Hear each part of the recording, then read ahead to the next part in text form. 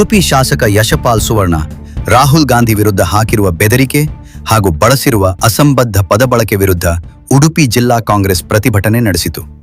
ಇದೇ ವೇಳೆ ಬಿಜೆಪಿ ಕಚೇರಿ ಮುತ್ತಿಗೆ ಹಾಕಲು ಪ್ರಯತ್ನ ಮಾಡಿದ ಕಾಂಗ್ರೆಸ್ ಕಾರ್ಯಕರ್ತರು ಮುಖಂಡರನ್ನು ಪೊಲೀಸರು ತಡೆದು ಸಮಾಧಾನಗೊಳಿಸಿದರು.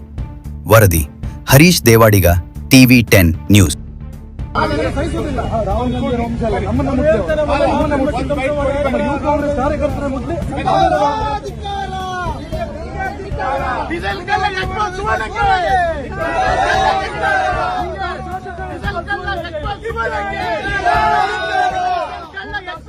ಸುವರ್ಣಗೆ